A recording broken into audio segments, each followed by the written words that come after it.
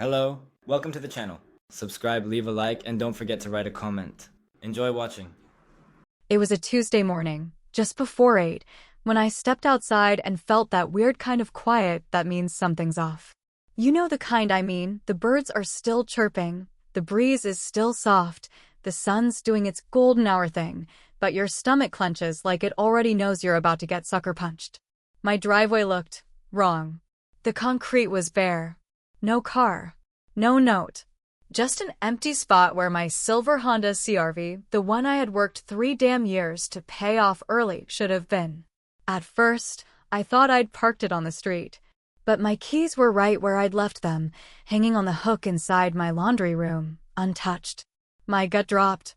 This wasn't forgetfulness. This was theft. 2 hours later, I got the call from Brad. No greeting, no apology, no panic in his voice. Just a half laugh as he said, "Hey, don't freak out. Small thing. It's in the shop. You'll get over it." Like he'd borrowed my Tupperware and lost the lid, not taken my car without asking and crashed it. I didn't even yell. I just stood there, frozen in the kitchen with my phone pressed to my ear and my fingers clenched so tight they were going numb. "You what?" I asked as calmly as I could, even though my heart was jackhammering in my chest. "You took my car?" He chuckled, an actual, smug little laugh that sounded like it came straight out of a sitcom. "Yeah, I had to run out to Henderson real quick, and my truck's been acting weird again. Figured you wouldn't mind." "You figured wrong," I said, feeling that calmness crack like a windshield under pressure. "And you crashed it?" "Relax. It's not totaled or anything, just a fender and some paint. Insurance'll cover it." "Whose insurance?" I asked, my voice sharp. There was a pause. "Yours. I mean, it's your car, right?" That's when I hung up. Because if I hadn't, I swear to God, I might have said something I couldn't take back. Like telling him to go screw himself with a torque wrench. Or maybe worse. I just stared out the kitchen window, watching the neighbors' sprinklers mist over their perfectly trimmed grass, while I tried to keep my breathing steady and my blood pressure from hitting orbit. An hour later, Mom came over after I texted her what happened. She walked in like she already had her lines rehearsed. "He's your brother," she said, before I'd even finished explaining the whole thing. "What's one car when you have each other?" I just blinked at her. "It's not just the car, Mom." He didn't ask. He lied. He wrecked it. And he didn't even apologize.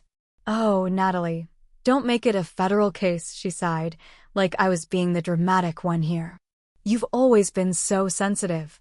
"Brad's going through a lot lately." Going through a lot? What was I, a doormat with a title? Was he allergic to consequences? Or just allergic to adult responsibility? And that's when I did something I almost never do. I added up the damages. The body repair was $5,000, the insurance hike was 10%, and the emotional stress? Let's call it $50. That math alone should make anyone's head spin, and yeah, I get it, the numbers don't make sense. But you know what? Neither did any of this. Because the real cost wasn't just the money or the repair. It was that smirk in his voice. That feeling that, once again, I was the one expected to clean up the mess while he skated away scot-free. I let it sit for a day. Just one. Gave myself 24 hours to calm down, drink some wine, maybe scream into a pillow. But that night, I couldn't sleep. I tossed, I turned, and I kept seeing his smug little face in my mind, the way he laughed like he'd pulled a harmless prank. Like this was a joke and I just didn't know how to take it. Like I was the problem. The next morning, I went to the impound lot. I wanted to see the damage for myself and maybe, just maybe, pick up the pieces of my dignity. The front end was crumpled like a soda can. Airbags deployed. Windshield spiderwebbed. Definitely not just a fender. The clerk handed me a slip, the release form, signed the night before. I stared at the paper, then blinked. Because right there, in bold pen, was my full name. Natalie S. Vaughn. In my brother's handwriting. He hadn't just taken my car. He forged my name. Told them I'd given him permission. He'd wrapped his screw-up in a neat little lie and left me holding the damn bag. I took a deep breath, looked at the guy behind the counter and said, "Can I keep this form?" He shrugged. "Sure. You're listed as the owner." Back in my car, the rental, of course, since mine was a twisted mess of metal and male privilege, I stared at that forged signature and felt something shift inside me. Not rage, exactly. Not yet. But something colder. Something sharper. Fine, I thought. You want me to get over it? Fine. But you're going to remember what that costs you. Because this time, I'm not just cleaning up the mess. This time, I'm collecting interest. And I'm keeping score. The thing about being the responsible one in a family like mine is that people stop asking if you're okay, and they start assuming you'll fix everything whether you're okay or not. That quiet pressure, always show up, always hold the line, always clean up the broken dishes someone else knocked off the table, becomes your second skin. So when Brad stole my car, wrecked it, lied about it, and then laughed like it was some kind of sitcom gag, I didn't cry. I didn't scream. I didn't even flinch. I did what I always do. I went to work, but this time, the job wasn't damage control. This time, the job was digging, and I wasn't planning on stopping until I hit bone. The next morning, after staring at that forged signature long enough to memorize every arrogant curl in the letters, I put on my calmest voice and called the tow yard. I told them I was Natalie Vaughn's assistant. Yes, the Natalie S. Vaughn listed as the vehicle's primary owner. The guy on the other end of the phone didn't ask many questions. I guess when a woman sounds organized and firm, people assume she knows what she's doing. A few minutes later, he emailed me a scan of the original intake form, along with the service note attached when the car was dropped off. And there it was again, my full name, signed with confidence, neat and clean, not a tremor in sight. It was Brad's handwriting, of course. Slanted a little to the left, the way he always wrote when he was trying to look professional. He hadn't even tried to disguise it. That was the part that hit me the hardest, not just the forgery, but the absolute confidence he had that no one would call him on it. I called my insurance next. The woman on the phone, Luann, was polite and cheerful in the way that made you want to scream, but she was helpful too. She pulled up the claim and started reading it out loud like she was narrating a bedtime story. Driver stated he had verbal permission from the vehicle owner, Natalie Vaughn, to operate the vehicle for a personal errand. Collision occurred approximately 26 minutes after departure. I stopped her there. He said he had verbal permission? Yes, ma'am, she chirped. That's standard if the driver isn't on the policy. As long as permission is indicated, liability remains consistent with owner status. Is there an issue? I bit my cheek so hard I tasted blood. No, I lied. Just needed the file confirmed for our records. The next stop on the paper trail was the repair shop, where the CRV had been dropped after it limped out of the tow yard. I walked in wearing my office blazer, heels clicking like punctuation on a warpath. The man behind the desk was in his 60s, beard like steel wool, and called everyone darlin' without irony. I asked to see the service intake form. He hesitated until I showed him my ID and a copy of the vehicle registration. I'm the sole owner, I said plainly. I just want to know what was said when the car came in. He handed me the clipboard with a grunt. The form said Brad Vaughn, relationship, co-owner. Co-owner. I stared at the word for a full 10 seconds before laughing under my breath. He told you he co-owned the car? The man shrugged. Said y'all were siblings, and he handled the maintenance. Seemed believable. He handles gas, I said dryly. When he needs to borrow $20. I drove home with a headache blooming behind my eyes. Something about this whole mess wasn't just dishonest. It was rehearsed. Like Brad had known exactly what to say, exactly how to slide under the radar. And Mom? She hadn't even blinked. When I confronted her again, she waved it off like I was obsessing over a spilled drink. It's just a formality, she said with that tone she always used when she wanted me to stop talking. He's your brother, not a stranger. But that was the problem, wasn't it? Brad wasn't a stranger. He was family. And that's exactly why he thought he could do whatever he wanted and still come over for dinner like nothing had happened. And Mom, God bless her, had spent a lifetime making excuses for him. I realized then that in our family, forgiveness wasn't earned. It was expected. You gave, you forgave, you forgot. That was the unspoken code. And if you didn't? Well, then you were the difficult one. The cold one. The one who made Thanksgiving awkward. I couldn't sleep that night. The more I thought about it, the more I realized that this wasn't just about the car.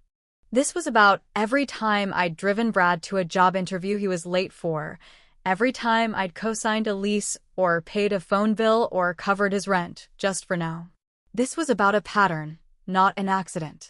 And I wasn't about to let it repeat. Around midnight, I went looking for my old file boxes, the ones I hadn't touched in years. Buried in the back of the closet in the guest room, behind a stack of holiday decorations and dusty tax folders, I found the one I was looking for. It was labeled Dad, Legal. I sat down on the carpet and pulled it open, my hands already shaking like they knew something I didn't. Inside were papers from after Dad died. Trust documents. Letters. A handwritten note in my father's tight, square writing. And there, tucked between two copies of an old will, was a statement from a credit union I'd barely remembered. The account was still active. And the name on it? Natalie S. Vaughn. Sole executor. Full authority. There was no mention of Brad anywhere. I stared at the balance. It wasn't millions, but it was enough. Enough to matter. Enough to make someone mad. I sat there in the dark, holding that paper in my lap, and for the first time since this whole mess began, I didn't feel helpless. I felt dangerous. There are moments in life when something tiny shifts, and the weight of it doesn't hit until the floor's already cracked beneath you. I'd held my tongue for days, played it cool, held back every sarcastic comment I wanted to launch like a grenade at Brad's smug face. But once I had the printed signature form in my hand, once I could physically see the lie in black ink and stolen authority, something inside me clicked into place. Not fury. Not grief. Just clarity, like when a storm rolls out and you realize the silence afterward isn't peace, it's just pressure waiting to rise again. I didn't text Brad ahead of time. I knew if I warned him, he'd either dodge me or show up with some apology halfway rehearsed and dressed up like charm. No, I wanted to catch him raw, with no script and no out. So I showed up on his front porch at 10 in the morning, a manila folder in one hand and 2 cups of coffee in the other. Let him think I came to talk things out. Let him lower his guard like he always did when he thought forgiveness was only a latte away. Brad opened the door in his usual half-showered, half-hungover look, rubbing the back of his neck like he couldn't quite remember where he was. "Hey, Nat," he said, squinting like sunlight offended him. "Wow, you brought coffee? You're not still mad, huh?" I didn't answer. I just walked in, laid the folder gently on his kitchen table like a funeral guest laying flowers, and took a seat. He sat too, chuckling under his breath like I was being dramatic. "What's with the folder? You serving me divorce papers?" I slid the form across the table. "Read that," I said. Out loud. He glanced down, smiled, but then that smile began to fade, slowly at first, then all at once like someone had flipped a switch. His fingers curled slightly as he held the page. "What is this?" he asked, eyes not meeting mine. "You tell me," I said quietly. "Because I didn't sign this." For a beat, he didn't say anything. Then he gave this weak laugh, the kind that sounds like it's searching for an exit. "Oh, come on, Nat. It's just a signature. I figured since you'd be fine with it anyway." I cut in. "You didn't ask. You didn't tell me. You forged my name, Brad." He shrugged, the kind of lazy shrug that makes your blood run hotter. "It's not like it's a legal thing. I just needed to make sure they towed it without hassle." "That is a legal thing," I said, leaning in. "That's exactly what forgery is. You know that, right?" Before he could answer, our mother's voice floated in from down the hall, because of course she was there, doing laundry or God knows what else, always nearby when Brad needed someone to smooth out his messes. Natalie, she called as she walked in, arms full of towels. Are we really still on this? You're making this a thing. A thing? I asked, eyes locked on hers. Mom, he forged my name on a legal document. He wrecked my car. He lied to insurance. This isn't a thing, this is a felony. She sighed, an actual, audible sigh, like she was the one burdened here, like I was being unreasonable for refusing to let someone casually dismantle my life. Don't blow it out of proportion, she said, setting down the laundry. He was trying to help. Help who? I snapped. Because it sure as hell wasn't me. Brad muttered something under his breath. I couldn't make it out, but it had the rhythm of overreacting. I didn't bother responding. I just stood, picked up my folder, and walked out without another word. I didn't owe them an explanation. I didn't owe them patience. What I owed myself, finally, was action. Back at home, I opened the drawer where I'd stored the trust documents from my father's estate. I hadn't looked at them in years because, frankly, there hadn't been a need. The account sat there, untouched since Dad passed, set up for Brad and me, equally split, but with one crucial difference. I was named executor. Full control. The authority to release, withhold, restrict, or close funds. At the time, I hadn't thought much about it. Dad probably trusted me more to be practical. Brad wasn't exactly known for balancing checkbooks. I logged into the online banking portal, my fingers steady, my breath slower than it should have been. The balance blinked back at me solid, untouched, sitting there like a loaded gun no one knew was still in the drawer.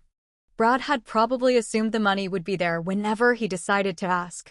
He likely thought it was already his, in practice if not in paperwork. But that account had one owner until the executor said otherwise. Me.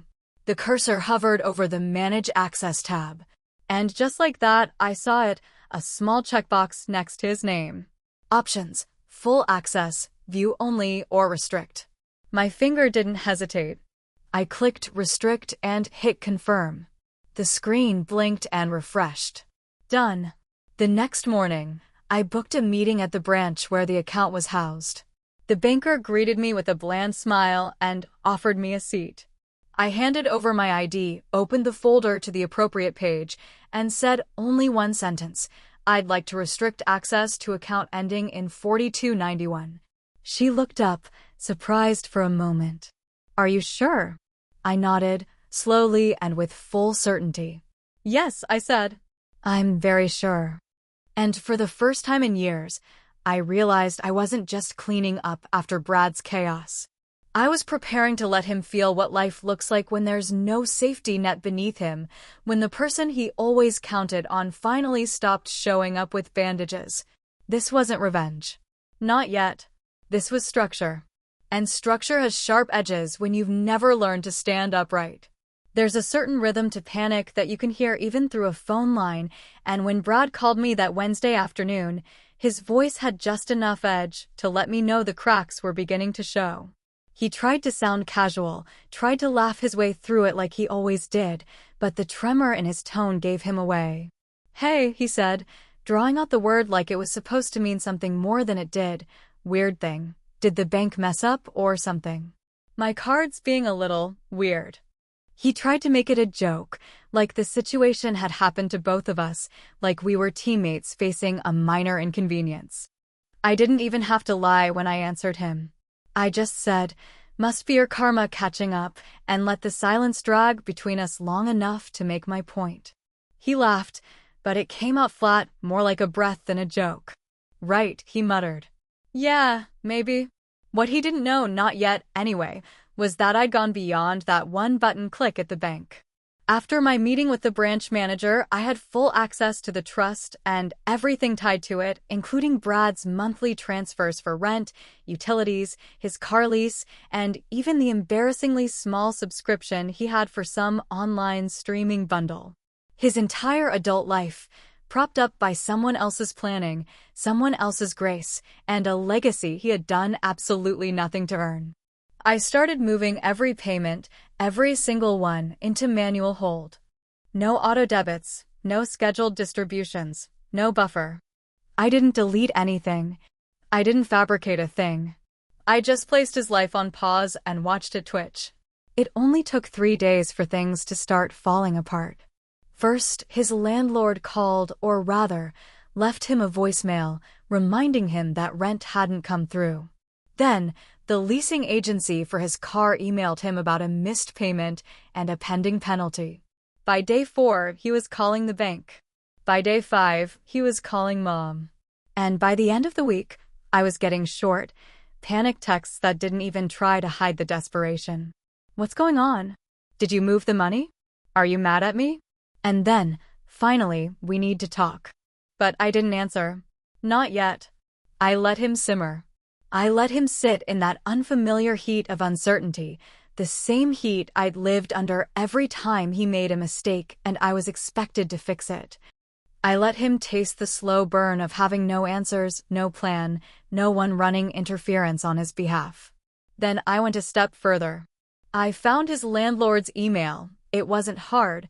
Brad had forwarded me a lease document last year when he was applying and needed a character reference. I created a clean, professional-looking burner address and sent an anonymous tip, attaching a scanned copy of the police report from the accident. The one that clearly stated Brad had been operating the vehicle with a suspended license, a detail he'd somehow forgotten to mention to anyone, including the insurance. I didn't lie. I just delivered the truth with surgical precision. I knew his lease had a clause about lawful conduct and license verification. I didn't need to tell the landlord what to do. People don't ignore risks once they're documented in writing. And as expected, it worked faster than I thought. Brad called again that night, 3 missed calls in a row. I didn't pick up. I sat at my kitchen table with a cup of lukewarm tea and a quiet sense of detachment I didn't recognize at first. It wasn't satisfaction. Not entirely. It was more like watching someone trip over their own shoelaces after you'd worn them 20 times and realizing that, this time, you weren't going to offer a hand. The next day, Mom called me crying. "Natalie," she said, her voice cracking like the beginning of a storm, "what are you doing to him?" I didn't answer right away. I could hear the kettle hissing on her end, a familiar background sound from our childhood, back when a warm drink was how she fixed every kind of hurt. Back when she believed a cup of chamomile and a good cry could solve what time couldn't. "He's falling apart," she said. "He can't pay his rent. He said you shut him out." I took a deep breath, steady and cold. "I didn't shut him out, Mom. I stopped funding his consequences." There was a pause on her end, a long, heavy one. Then, in a tone meant to sting, she said, "You've become so cold." That one hit not because it was true, but because she meant it to be. Like coldness was the worst thing a daughter could be. Not reckless, not selfish, not irresponsible, just cold. "No," I replied softly, but with enough steel to carry it through the line. "I'm not cold. I'm calculated. There's a difference." I ended the call before she could say anything else. That night, as the house settled into silence, I found myself pacing by the window, checking my phone out of habit. At exactly 2:14 a.m., a text popped up from Brad. "I know what you're doing. You're ruining my life." I stared at it for a long time, longer than I should have, and felt the corners of my mouth twitch into something that wasn't quite a smile. It wasn't triumph. It wasn't regret. It was something far more dangerous. It was the beginning of the end, and he still didn't see it coming. The invitation I sent out was plain and polite, just a quick group text that read, "Dinner at my place this Sunday, 7 o'clock. Family only. Please be on time." I didn't offer a reason, didn't soften the tone with any fake cheer, didn't give them anything to hang an excuse on. And I absolutely knew, they'd come anyway, because when you carry the title of the stable one, your silences make people uneasy. When you're the fixer and you go quiet, everyone starts wondering what you're fixing now, or worse, what you've stopped fixing altogether.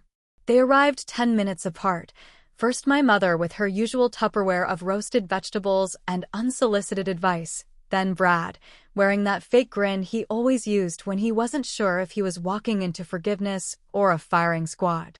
He even brought a bottle of cheap red wine, probably thinking it would buy him goodwill or at least deflect some tension. I didn't open it. I just gestured to the dining table where I'd already set out the plates, 3 settings, 3 chairs, and right in the center, a single manila folder placed carefully between the napkin holder and the salt shaker. Dinner started off stiff. Carol tried to talk about the weather. She always started there when she didn't know what else to say, and Brad complimented my cooking like it might somehow count as reparations for everything he'd done. I let them talk. I let them eat. I let them pretend, just for a few minutes, that things were normal. Then I reached across the table and opened the folder.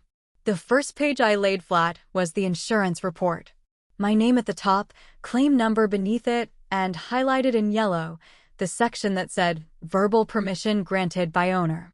Beneath that, a scanned copy of the tow authorization, complete with my forged signature, the same one I'd shown Brad weeks earlier, the one he'd tried to laugh off like it was no big deal. He went still. Not defensive, not smug. Just still, like a man who realizes the courtroom doors have just shut behind him. Then I pulled out my phone and hit play on the voicemail I'd saved from the tow company. The voice on the recording was clear and indifferent, the kind of tone people use when they're just doing their job. Yeah, the gentleman said he had verbal permission from the vehicle owner. Claimed he was her brother and that he helped manage the car. We had no reason to question it. I set the phone down. Nobody touched their food after that. Brad tried to stand up, his hands twitching slightly as if unsure whether to go for his coat or his excuses. I didn't say a word. I just watched him. That silence, it pinned him harder than any yelling could have. Carol was the first to speak, of course. "Natalie," she said, her voice trembling with something between outrage and maternal desperation, "he's your brother. What do you want to come from all this?" I looked her in the eye and said, without raising my voice, "You all asked me to get over it. So I did. I got over caring." Then I turned to Brad and placed the final sheet on the table, a printout from the trust account. I pointed to the section labeled Access Restrictions. Beneath it, in bold, his name followed by one word, frozen. "Everything you've been using," I said, "every dime you've leaned on these past few years, that wasn't a right. That was protection. Mine. Dad trusted me to hold it, to decide how it got used. You never earned any of it. You just assumed it was yours because no one ever told you no."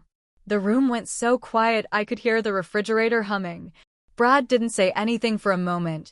Then his face crumpled, not the fake crying he'd mastered over the years, the kind of performance you give when you want to be forgiven and still look like the victim. This time, he wept like something inside him had finally cracked open. Big, shaking sobs with no pretense. The kind that don't ask for comfort because they know none is coming. Carol looked at me then, with eyes that flickered between horror and some strange form of respect she didn't want to admit. "You really went that far?" she whispered, her voice thick with disbelief. And I didn't flinch. "You think I destroyed him?" I asked quietly. "I just stopped protecting him. The rest, he did to himself." Nobody said anything after that. We sat there, the three of us, surrounded by cooling food and shattered illusions, until Carol finally stood and left without another word. Brad followed her, slow and shaking, like a man walking away from wreckage he'd just realized he caused. He didn't even take the wine. When the door clicked shut behind them, I stayed at the table a while longer, staring at the empty chairs across from me. I thought about Dad, about the nights he stayed up late balancing checkbooks, the way he used to say, "Planning is love in disguise." I don't think he ever intended for this, for me to become the judge and executioner of my own brother's safety net, but maybe he knew, somewhere deep down, that one of us would have to grow up before the other dragged the whole family into ruin. I still don't know if I did the right thing. Some nights, I wonder if I went too far, if freezing his accounts and pulling away the scaffolding he'd leaned on for years was an act of justice, or just one long, cold retaliation. But then I remember his smile that morning he wrecked my car, the way he laughed like I'd just be fine, like it was all just something I'd get over. And maybe I did, just not the way he expected. I totaled his sense of entitlement. That's worth more than any car. But sometimes, I wonder, did I go too far? Or was this the only way he'd ever learn?